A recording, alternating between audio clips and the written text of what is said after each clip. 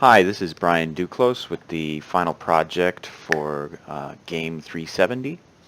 So let's just dive right in.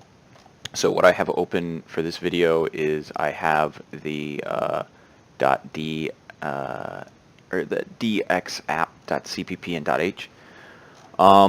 So as we can see, just go through the .h real quick. I have the models all lined up, the shaders, textures, all the graphics objects that I use, the terrain and skybox, and then a few matrices, which I store in the .h for moving object. As we can see, the graphics objects are all multi-light because I didn't think that using a graphics object for a non-multi-light was really worth it, especially for the final scene. So now switching over to the .cpp, I create the shaders, I load in the models, I load in the new textures or the textures. I then create the skybox and terrain, which are set up as specialized graphics objects. So they take in the texture as well as their own shader, and then create themselves based on the rest. There's the shader, texture for the skybox, height. Then I go on to create the rest of the graphics objects. Obviously nothing amazing here, but moving back up in the models, we can see this is how you load the pre-made models right here. I have 3 of them in my scene, as well as some tank model stuff, and no, I have 4 unit models in my scene. There's a pyramid too. Forgot that one. And then I go on to assign the graphics objects their textures and colors. This right here is a specialized method that I made for it takes in an array of texture pointers and assigns each in the order that they appear. So that's if your object has a lot of meshes with a lot of different textures. In our case, the engine can only take in 4 meshes, but or I don't know if that was the converter, but either way, mine doesn't have more than that. But it just sets the textures for multiple at once, and then obviously up here we have the plain set texture for the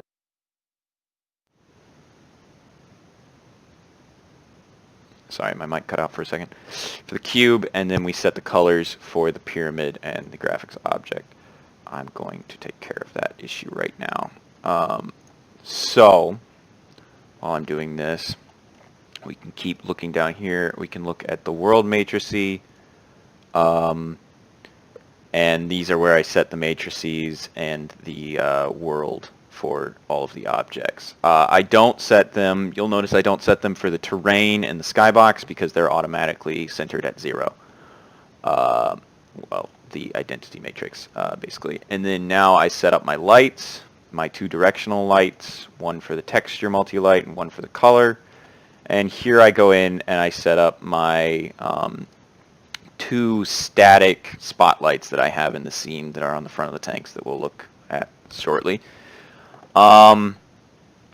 Yeah, and then I go into update scene. I'm updating a couple matrices for the moving pyramid and the moving light that we'll see, as well as the camera stuff here. Now down in the draw scene, I update the moving light with its position, the eye position for where the camera is. I render first the objects that are color and take light. Then I render with for just the plain texture, which the only one I have in this one is the skybox because I didn't want my spotlights interacting with the skybox, so I figured I'd just make it a plain texture one. And now we come down to the rendering objects with the multi-light and texture. Oh, and this is also the multi-light color up here. Now, the reason that I have to do 2 fog parameters is that I scale our tanks. And so I set it twice. Once for the terrain to make it look good on the terrain, and then once on the tanks to make it look good on the tanks. I scale the tanks to half size, which is why these are doubled. So yeah, let's just take a look-see at the final scene that I created.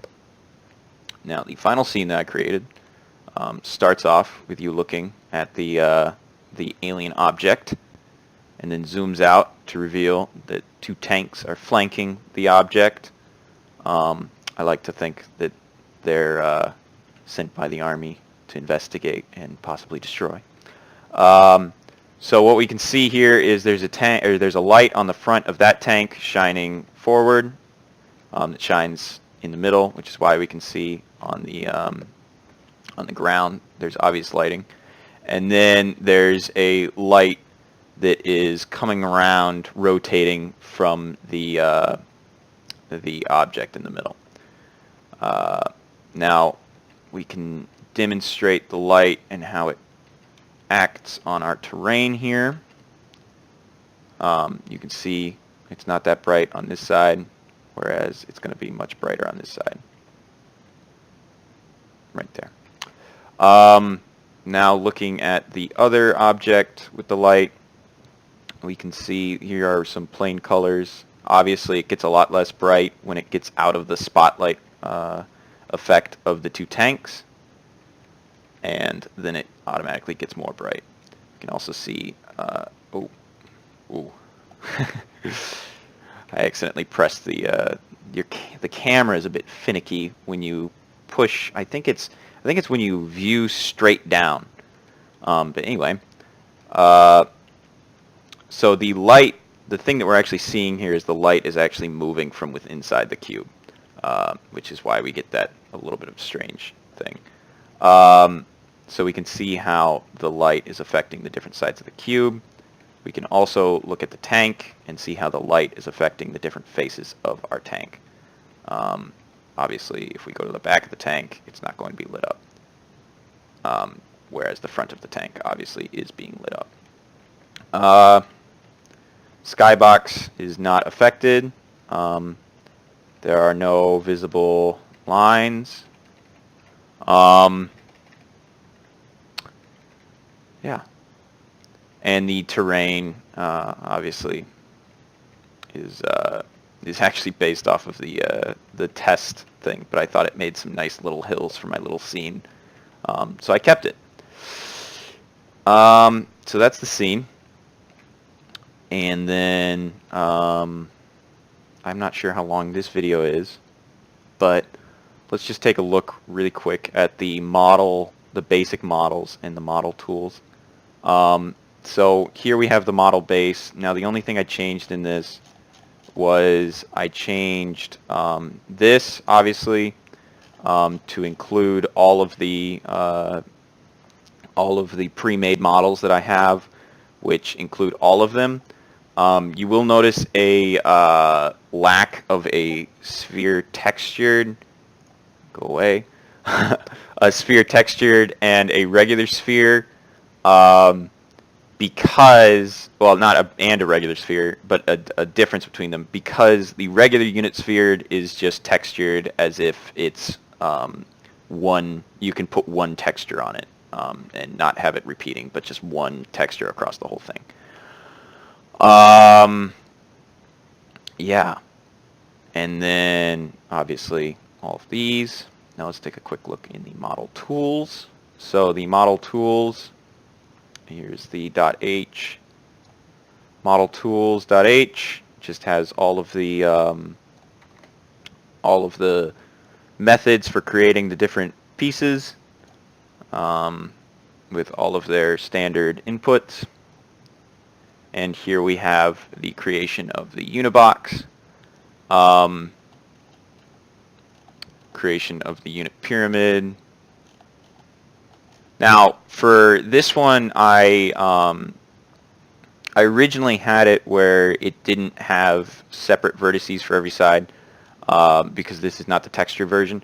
However, Um, I do now because of the unit normals.